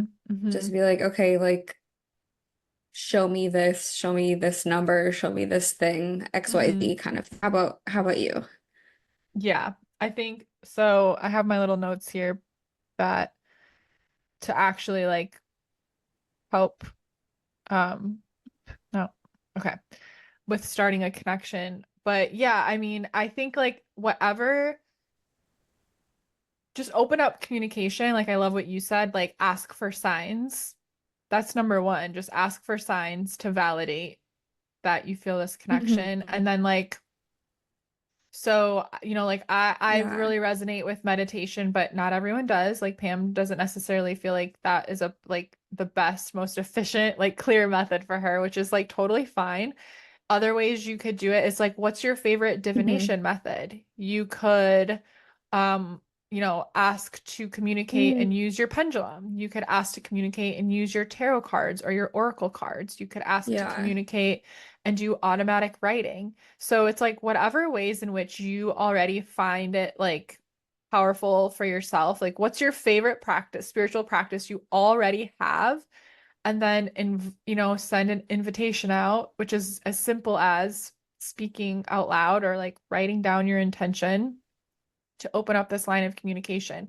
I do think when you're like calling, when you're Yeah. asking to communicate with like a new like energy from the spirit world, like we talked about, like it's really a good idea to have protection in place, whether that's, Pam and I both like to just like Hmm. ask for our archangel that I Archangel Michael is known to like be the protector. So that's why I say that. I literally just say, Archangel Michael, please act as my gatekeeper. Allow energies who have, love and my highest good in mind to communicate with me and nothing else. And then I feel safe to like ask and say, like, okay, like Hmm. if it's Athena, like, okay, Athena, like, I'm getting signs from you. I would like to communicate with you. I'm gonna go into meditation. Please come to me, or I'm gonna practice this automatic writing, or, do these things. Just like whatever resonates with Yeah. you, send the invitation out. Um, but yeah, I love doing automatic writing personally. Really works well for me. Which is basically just me going into a meditation. And then just Yeah. as soon as I start feeling like energy, and I feel like my brain is starting to like whir out like messages, I just start writing. And then my hand just starts writing, starts writing, starts writing. And like that's how that works. Um, but I think too, like a beautiful way to start a connection is to make an offering. And that can literally just be a candle, a lit Hmm. candle. Like we talked about earlier, that fire energy, it's not just symbolic. The fire does help us cross that threshold between the spirit world and the physical world. So there's a reason for that. So you could light a candle to initiate this. You could carve their name into the candle or write their name into the candle. You could listen to your intuition or look up flowers or herbs or things that are connected to them to sprinkle around the candle and make a little like spell. Um, I just have like a corner of my altar where I'll, put like either like fresh flowers or like my deity. I'll like pour a little bit of coffee into a coffee cup and like leave that as an offering. Things like that. And so, it's really as simple as that. It's just like asking for signs, Yeah.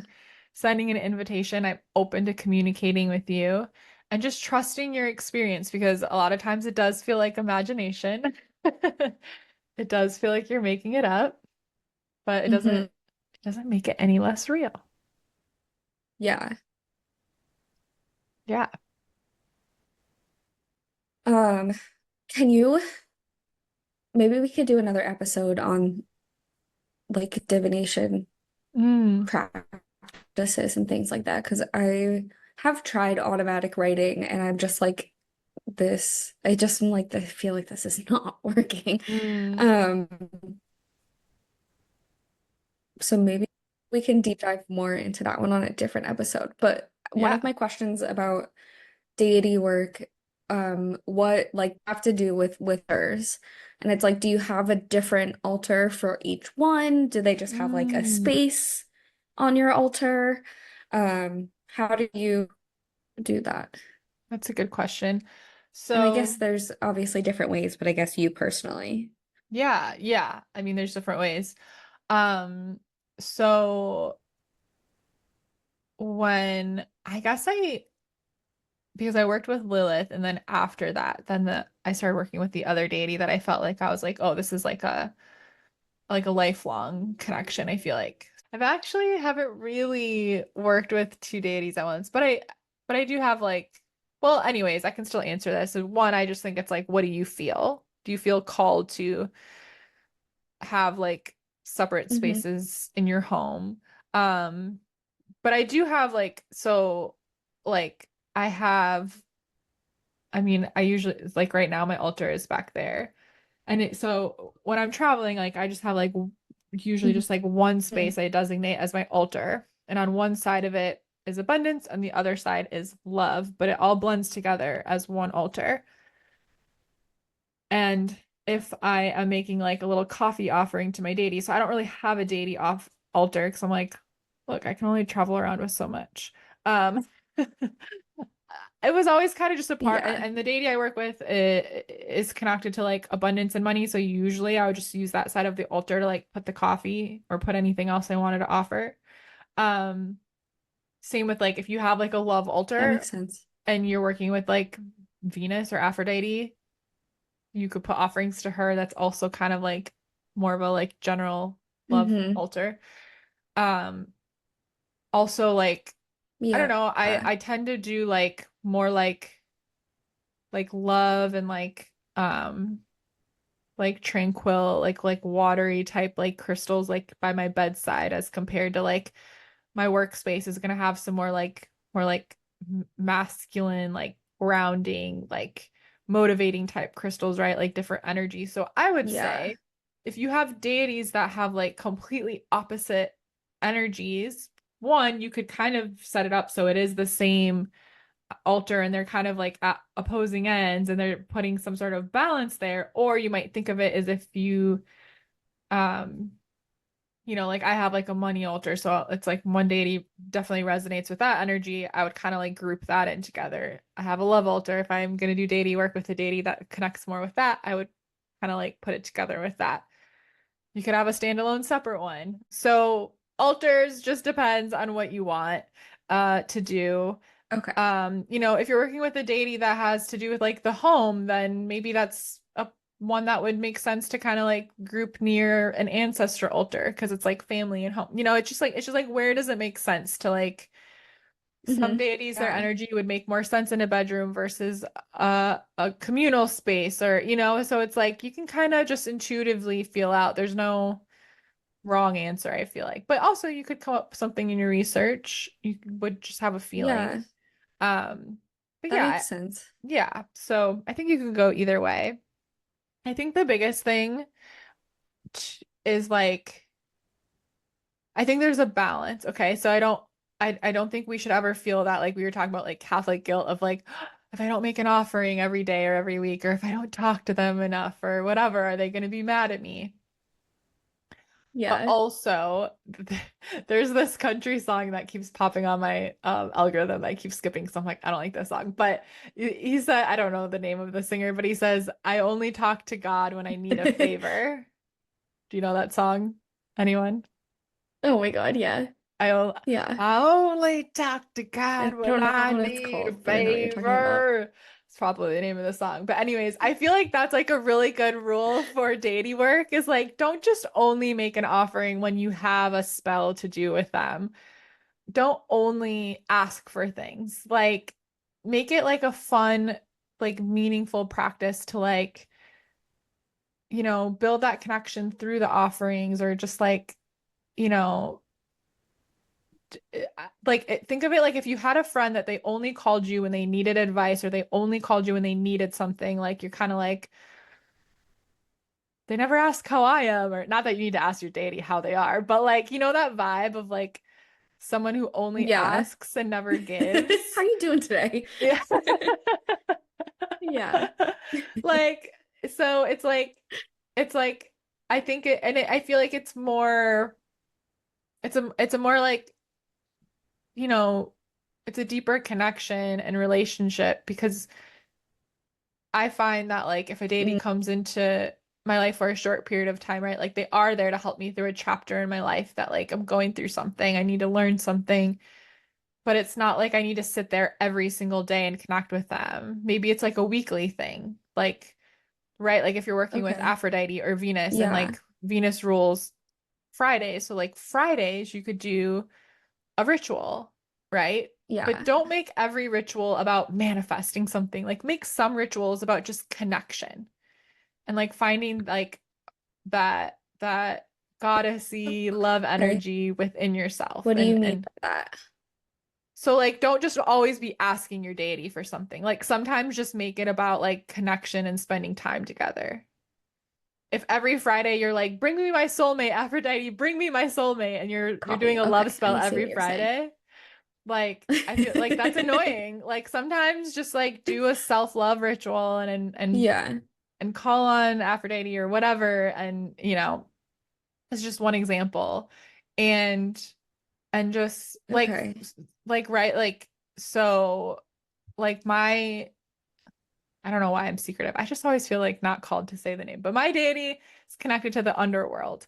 And so I like to do meditations where I imagine myself, I have You this don't have to treat. You don't have to.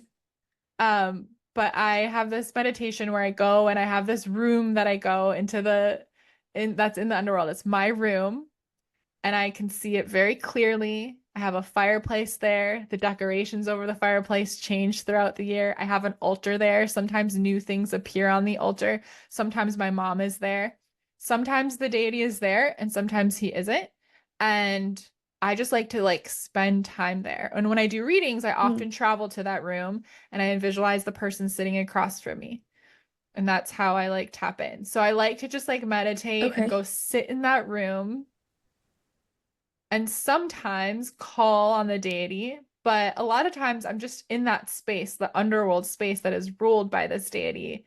And I'm just spending time with myself and I'm not asking, can you show me this or can you help me manifest this? I'm just like enjoying the presence of like that world, if that makes sense. And that like feels really good. And then other Yeah. times I'll be like, can you help me with this Like spell? understanding. Yeah. Yeah. Right. And so I just think it's Okay. I have two questions. mhm. Oh, sorry. What were you gonna say? Mm-mm. I don't know. Go ahead and ask your questions. Sorry. I think it caught up after and I It's didn't lagging. realize you were Yeah. still. Sorry. Yeah. Okay. So let me think of which one to do first. What I think maybe something that I'm trying to also understand is like if you're like, okay, I'm gonna work with this deity, are you like always working? Well, I guess you kind of just said that where it's like you're in the space. would that be like working like with their archetype kind of thing? Do you know what I mean? Like instead of Yeah. working with them specifically, it's like their like energy, their vibe, their fill in the Yeah. blank. Yeah, I think so. And That's like, what you mean. yeah, and Okay. it's like so different for everyone. I think some people have really like close relationships where there might be like talking to their deity every single day or like making a fresh offering every single day. Hmm. With my deity, I feel like I go through phases where like the energy kind of comes in strong and I'm like, oh, okay, I feel this. I'm gonna start making coffee for them every day because I feel their energy coming in strong and we're about to work on something together. And then at other times, I just feel like the energy is farther Okay. away and I'm not really regularly making offerings. But I have something that represents them on my altar. And like when I like cleanse my altar and like I like clean that piece of my altar, I say a little like, I don't know, like a little gratitude prayer, like thank you for like your energy in my life, and so it'll be like, Yeah. I cleanse my altar probably not as much as I should. Like, I don't know, maybe once a month. And so I'm still like, there's that moment where I'm like cleansing their like crystals that are represent them specifically. And it's like I take that moment to like just kind of like think of them, send them a little like Yeah. thing. Sometimes I feel like we're not in a regular strong communication, but as I'm like journaling, I'll feel their energy come in and I'm like, oh, getting a message. And then Yeah. after that, I'll like make a little offering, like, thank you. Okay.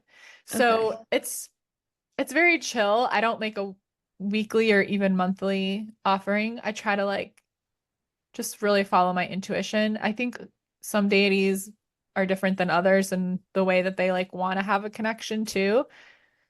It's also unique, right? Like it's hard Yeah. to say. So there's times in my life where it's like a daily thing on my mind. I feel their energy very strongly. And there's cycles where it's like, oh, I don't really feel them ever, but I'll still do my like I enjoy doing that meditation where I feel like I'm going to like that, like they call it my spirit room. Yeah. Um and just chilling there. And Okay. Very interesting. yeah. Thank you. Um, my next question was about offerings. Hmm. Like, how long are you leaving these there? Like, how does that? I think I never understood, like, okay, like, here's an offering, but how long am I supposed to, like, leave this plate of food on my table? Yeah. I mean, like food and drinks I don't leave out very long, like the next day Okay. or like coffee, it's usually getting put out in the morning, so I'll clean it up Yeah. at night.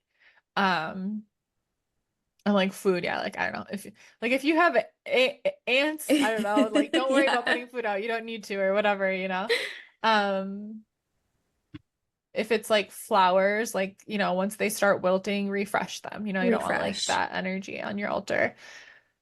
Um, that's another thing too, where I just feel like it's so unhelpful to be like just like you'll know, you'll have the feeling Yeah. when to swap it out. Like, I You feel know? like that's how a lot of things, like, in the spiritual realm are. And it's like, in a lot of my readings, I'm like, listen, I know this is really annoying, but Yeah, here's the answer. yeah.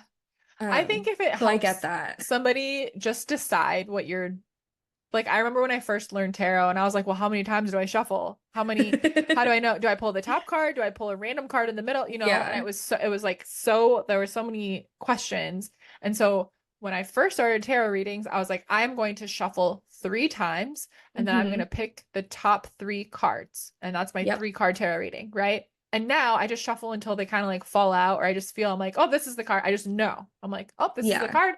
This is the card. This is the card. It's completely Boom. different than when I started. But to start, I made a decision. I was like, this is how it's going to do. Yeah. So when you start your daily work and you're like stressed about like, how long do I leave the offerings out? How often do I refresh them? How often do I need to talk to them? How often do I need to make an offering? Just make a decision. Yeah. Say, I'm going to do this once a week, or I'm going to do this once a month, or I'm going to refresh this every 3 days, or whatever. Make your decision, set a little reminder, or whatever you want to do Yeah. until you tune into the knowing. If you don't have the knowing yet, like that's normal and it's something that I think comes later. Just make a decision and live by Mm, that until the knowing comes. yeah. Yeah. That makes sense. Yeah. Um, okay, cool. I'm like looking at my notes. You like we kind of talked about this with the Catholic guilt and being like, oh my God, I'm scared I'm gonna make them mad. Mm-hmm. So I don't really know what my question is, but it's like I guess this kind of comes into like the knowing, Yeah. and just like using your intuition on that. Because I think that's like part of the thing that has held me back for so long, from working, like diving in and really working with a deity, being like, oh my God, Mm-hmm. I don't like, I'm scared they're gonna get mad. Yeah. Well, I think it goes back to what I was saying before that it was all choppy and who knows if the message came through. I might have to cut it out, honestly. But what I was saying before about like don't be the friend or Okay, the yeah. that's only ever asking, Yeah. right? Like think of it like a relationship. And so it's like there's like a reciprocity. That's why making offerings is a way to offer something in exchange for guidance, protection, Mm. whatever, right? Yeah. So I think like to balance that out, think of it less like am I doing enough? And think of Hmm. it more like, is there a balance between me asking for help and me Yeah. like making offerings or me just spending some time? And if you're like in the broom closet and you don't want to like leave offerings out, right? Or something like that, like or you have kids and you're like, if I leave cookies on the altar, the kids are going to eat the cookies, like whatever. Yeah. Um, like, then maybe your offering is a little bit different. It is more of like a energetic or it is like meditating and just like my favorite thing to do is like I would make coffee and I would put the coffee on the altar and then I would sit next to my altar and I would drink my coffee and I would almost like meditate, but I'm like sipping on my coffee and I have my journal in front of me and I just have a conversation almost. And it's like Mm. calling a friend and it's just being like, this is what's going on with me. This is how I'm feeling. Yeah. Um, and in that instance, probably still like asking for advice or whatever, but like that, like, I don't know, just that like wanting to spend time. It can be as simple as like, I'm gonna just talk to my deity like when I'm driving to work in the mornings. Like that's gonna be my special time. And maybe you do keep a crystal to represent them in your car or something. And Hmm. like it can be that simple. Like doesn't have to Yeah. be, you don't have to have an elaborate altar. You don't have to Yeah. have a big statue of them. I think like one way that is a really special way to show like devotion, like one idea for that's like not an ask, but it's spending time with them is to like read books about them or Mm. like learn their story. Like, a lot of gods and goddesses have like mythology, all Yeah. of them. So like learning more about their story, like that's a beautiful way. And also it's very like you'll find that you resonate with parts of their story, and that's why when you get called to a deity, there's something being mirrored. That there's a part of you that's mirrored in them and vice versa. So when you learn their story, like that's a beautiful way to, you're not asking, you're showing Interest. yeah, an interest, a devotion to them. So Yeah. that's a great way.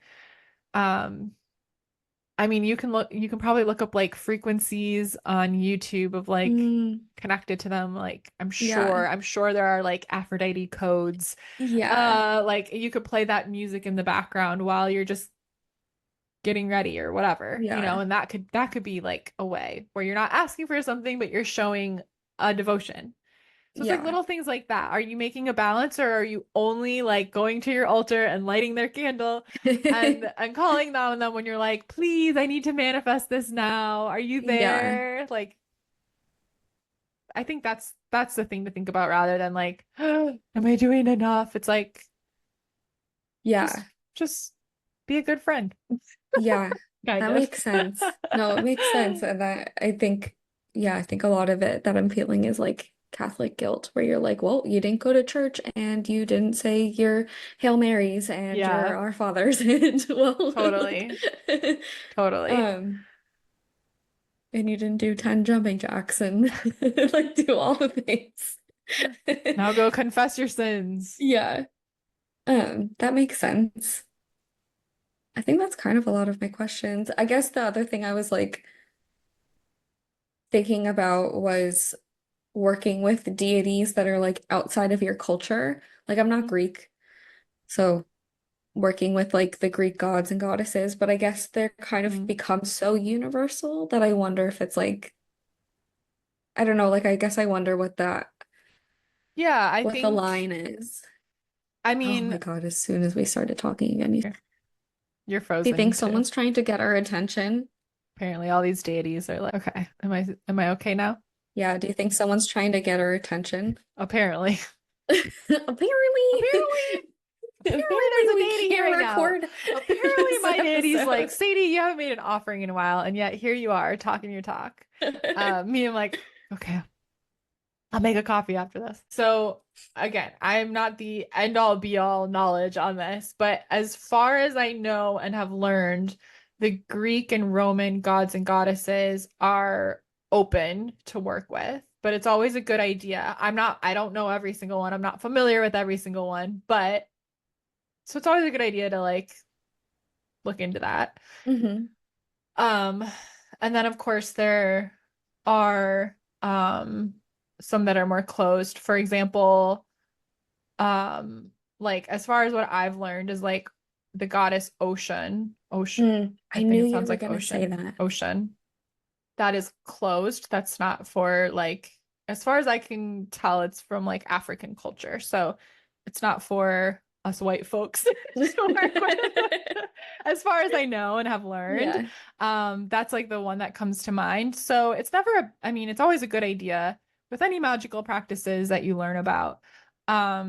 And of course, like even within that, where maybe some people say it's closed, other people from that culture will say, no, please let me invite you into it. So it sometimes it's mixed signals out there. And so hmm it's always, like I say, like, do your best to be informed and practice with respect. And if you ever do find out, like, oh, I wasn't supposed to be, um, using this practice or doing this thing, it's like, okay, well, you had the best of intentions. You did your best with what you had, and now you know Yeah. better, and now you can make the change. Like, I don't think any of us are intentionally, I know in this community, none of us are intentionally trying to, um, I guess the word is like colonialize other Yeah. cultures. I think we all do our best to like be informed.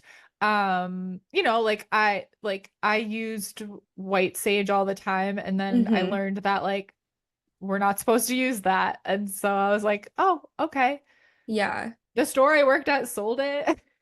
I didn't know, and then I was like, oh, okay, so I'll switch to blue sage, or I'll switch to, these other things. No problem. Made the switch. Wasn't the end of the world. I didn't know. Yeah. Right? It's like it's fine. And I know some people still argue, they're like, no, white sage is fine. Everyone can use it. So again, like there's stuff like that where it's like there's differing opinions. I'm not the end all be all of that, but I always just say Yeah. like do your best to be informed, do your best to be respectful. Um I know everyone here is like moving and practicing with love in their heart, and it's okay. Like look it up, do your best. Yeah. Promise you, like I bet it's not going to be a problem at all. But as Yeah. far as I've ever learned, like the Roman and Greek, like, there's like That's what I there's thought. the connection between all of them. It's like the same with different names. I've never known any of those to be closed. hmm Those are pretty universal, I think. So, and all like, I mean, almost all of them that I've personally learned about have come from like Roman and Greek that I know anything about. I'm like Yeah. that I know the most about, I guess I would say. Um, come from those. So yeah, as far as I know, good to All go. right.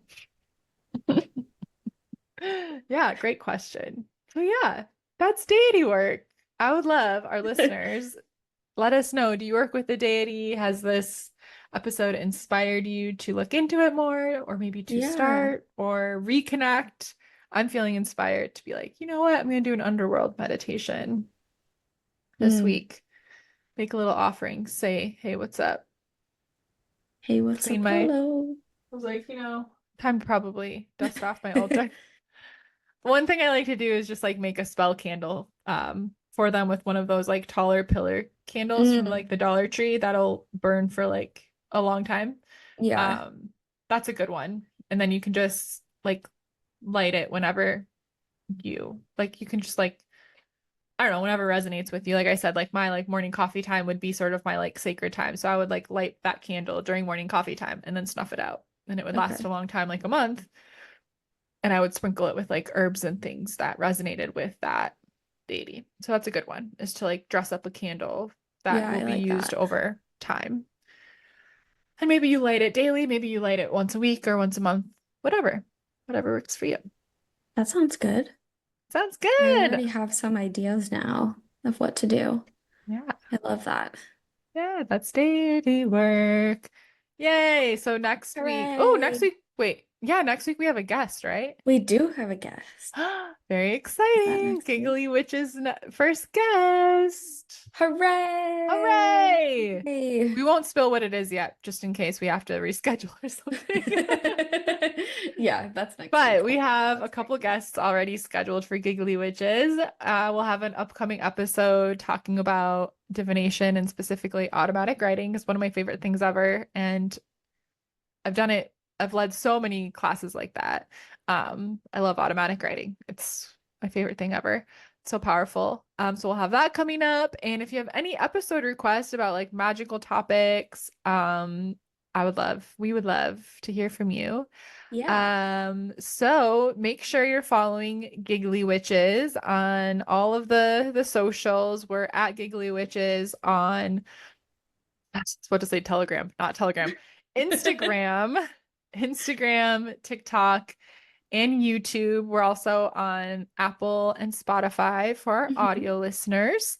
And you can find me at I am Sadie Olson on Instagram and TikTok and at Magic with Sadie on YouTube, where I've been releasing masterclasses and tapping sessions and meditations every Monday. So make sure you're subscribed to that.